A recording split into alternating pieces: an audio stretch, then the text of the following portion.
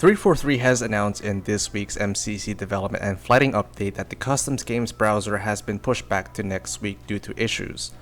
Originally, there was supposed to be a patch on Friday during the Season 6 flight. However, as I've said, 343 has confirmed that there was an issue with the CGB or Customs Games browser. In this video, I will go over the announcement but also to expand the topic around CGB. In the previous video that I made, I talked about the future of MCC with official mod support and Customs Games browser. I highly recommend that you watch that because there may be some references that I will make in this video from that video. But no worries, I will try to elaborate on that in this video. Anyways, as I've said, the next patch for the flight has been delayed to next week, and what they mentioned is that Halo Reach will be the only game that will be flight tested for the Customs Games browser feature. This is due to the fact that 343 has decided that the CGB feature will be built in phases, similar to how MCC has rolled out on PC last year. And according to 343, the Customs Games browser or CGB will be added into MCC over phases as we build it to be supported across all games. Since sharing our initial concepts of it versus what we are building now, it has really grown in terms of scope and features. Given this increase, it is taking a bit more time for the entire feature to be developed and we are building it in a phased approach. This allows players to enjoy the foundation we have built and enjoy the benefits in the near term. In the flight, we will be releasing the Phase 1 version, which is the initial iteration of this feature to be built on over time. Once completed, this feature will be available for all titles in MCC, receiving various updates and bug fixes as needed as time progresses. As someone who does software development professionally, this is the kind of thing that normally happens during the design or coding phase where there may be certain features that were considered in the initial design, but when it comes to actual implementation or coding, there is a possibility of roadblocking issues that may take additional time to complete. From there, you need to decide whether to focus on that or ship it at another time. The thing that most developers want to avoid is something we call feature creep, which in simple terms is adding way too many unneeded features to an app or game, which has the tendency to have quality issues. So in 343's case, it seems like they want to avoid doing too many things at once and just focusing on the important pieces for the CGB. Alright, now that we covered that part, I will go through how the CGB will work on MCC. The CGB has three primary functions for players: create, browse, and report, which are detailed as follows. With create, this allows players to create their own custom game sessions that will run on dedicated servers, which I will talk about later on. Then for options as host, you have the option to configure session name, minimum player count, maximum player count, regional server selection, repeat game option, team changing options, map and mode selections. Next, there will be a pre-game phase where if the minimum player isn't met, you will load in and play a modified Slayer variant while waiting for the minimum player threshold to be reached. This to me sounds like how Overwatch matchmaking works, where while waiting for players you will be in a free mode session, and once a game is found, it will put you into the game. Next, CGB will allow players to essentially create your own playlists to play the games you want and how you want and run through a series of maps and modes. There is a repeat game option which allow you to continue playing with the same players on the maps and modes you've defined for the session immediately when the game ends when it is turned on. If not, when the match ends, you will go through the natural post-game carnage report and be able to select what happens next. Team changing options include leader only, pre-game only, and always, which by the way, the team changing feature is returning in Season 6. And lastly, you will be able to select the maps and modes you want to play with some limitations to how many combinations you can choose. Then for the player's perspective, you will of course have the server list.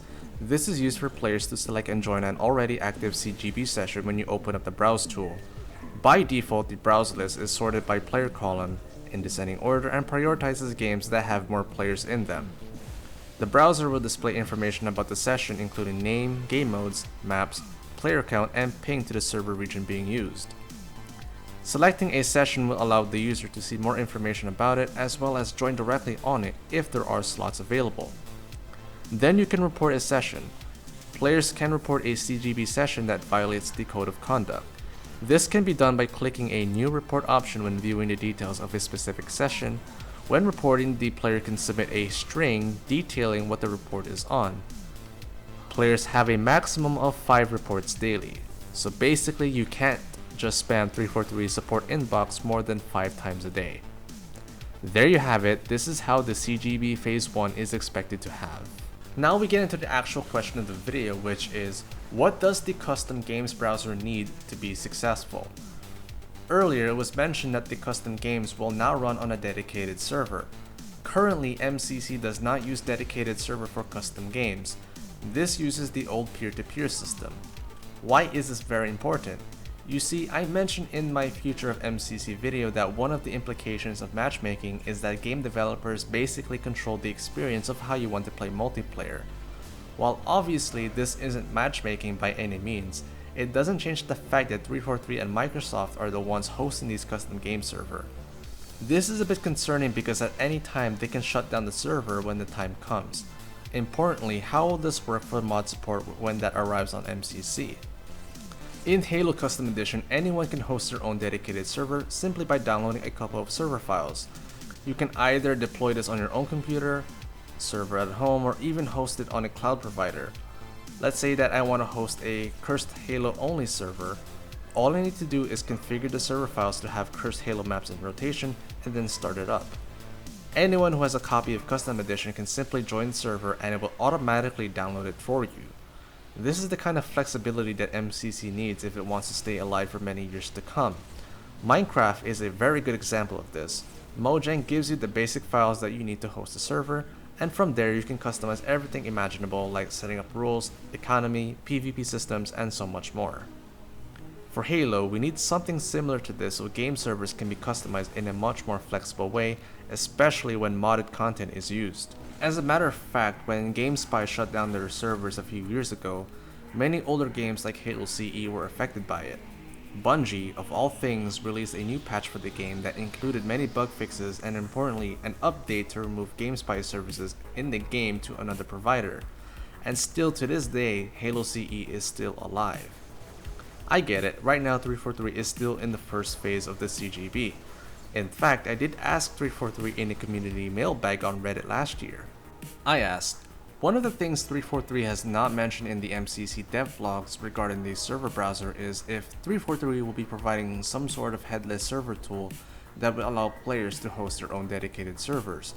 This is something that already exists in Halo Custom Edition, Halo 2 Vista, and El Dorado. 343 responded with, the custom games browser will require a minimum number of players to run and all games will be public at game launch. There is a lot of additional work to be done to allow for flexible game creation on dedicated servers, and we will be updating the feature over time based on community feedback.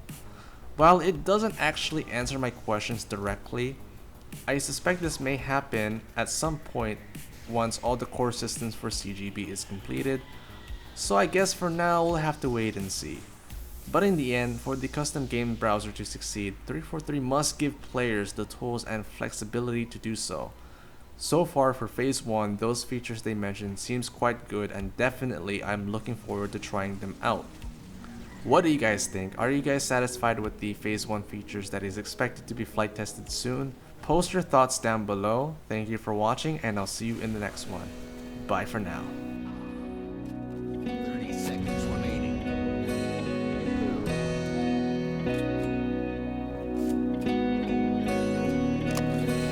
Cause I don't want nobody change me now.